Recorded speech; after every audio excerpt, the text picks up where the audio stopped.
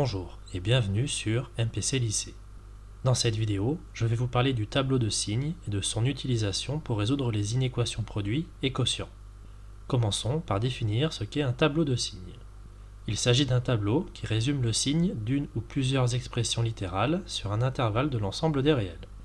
La première ligne du tableau correspond aux valeurs remarquables de x, c'est-à-dire les bornes de l'intervalle et là où les valeurs, appelées racines, pour lesquelles là où les expressions étudiées sont nulles.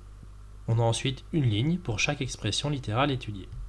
Sous chaque valeur de x pour laquelle l'expression littérale est nulle, on trace une barre pour former des cases. Un 0 est placé sur cette barre. Chaque case contient soit un signe plus, soit un signe moins. On détermine la position du ou des signes plus en résolvant l'inéquation strictement supérieure à 0. On détermine la position du ou des signes moins en résolvant l'inéquation strictement inférieure à 0. On peut aussi utiliser les propriétés des fonctions pour placer les signes. Voici quelques exemples de tableaux de signes. Le premier est celui d'une expression littérale grand A qui possède une seule racine petit a sur l'intervalle de l'ensemble des réels. Le deuxième est celui d'une expression littérale grand B qui possède deux racines petit b et petit c sur l'intervalle 0 plus l'infini, 0 compris. Le troisième est celui d'une expression littérale grand C qui possède une seule racine petit a sur l'intervalle moins l'infini 0, union 0 plus l'infini. Comme 0 n'appartient pas à l'intervalle, il s'agit d'une valeur interdite, et on trace une double barre en dessous. Enfin, le quatrième exemple regroupe les signes des expressions littérales grand D et grand E sur l'ensemble des réels. Grand D possède deux racines, petit a et petit b, et grand E possède une racine, petit c. Il faut faire attention à bien mettre le ou les zéros au bon endroit pour chaque expression. En prenant une valeur de x de l'intervalle et en faisant le calcul pour l'expression, on peut vérifier le signe que l'on a mis dans chaque case du tableau. Pour la suite de la vidéo, le symbole utilisé pour les inéquations peut être inférieur ou égal, strictement inférieur, supérieur ou égal ou strictement supérieur. Une inéquation produit de la forme ax plus b facteur de cx plus d strictement inférieur à 0 se résout en étudiant le signe de chacun des facteurs, puis en complétant un tableau de signes. Ce tableau contient une ligne pour les valeurs remarquables de x, une ligne pour le signe de chaque facteur et une ligne pour le signe du produit.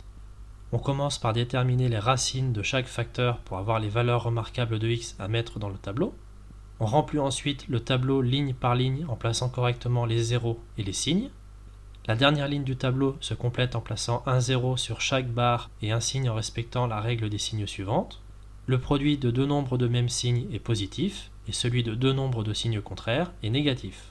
Enfin, on conclut en donnant l'ensemble des solutions de l'inéquation sous la forme d'un intervalle ou d'une réunion d'intervalles. Pour les symboles strictement supérieurs ou supérieurs ou égal, on regarde les plus. Pour les symboles strictement inférieurs ou inférieurs ou égal, on regarde les moins.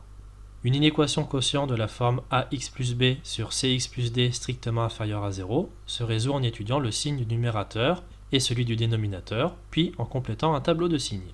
Ce tableau contient une ligne pour les valeurs remarquables de x, une ligne pour le signe du numérateur, une ligne pour le signe du dénominateur et une ligne pour le signe du quotient. On commence par déterminer les racines du numérateur et du dénominateur pour avoir les valeurs remarquables de x à mettre dans le tableau. On remplit ensuite le tableau ligne par ligne en plaçant correctement les zéros et les signes.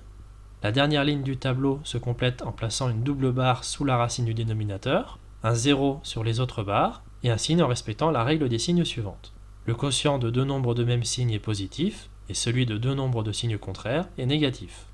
Enfin, on conclut en donnant l'ensemble des solutions de l'inéquation sous la forme d'un intervalle ou d'une réunion d'intervalles. Pour les symboles strictement supérieurs ou supérieurs ou égal, on regarde les plus. Pour les symboles strictement inférieurs ou inférieurs ou égal, on regarde les moins. Voilà, c'est tout pour cette vidéo. N'hésitez pas à vous abonner, à laisser des commentaires et à poser des questions. A bientôt sur MPC Lycée.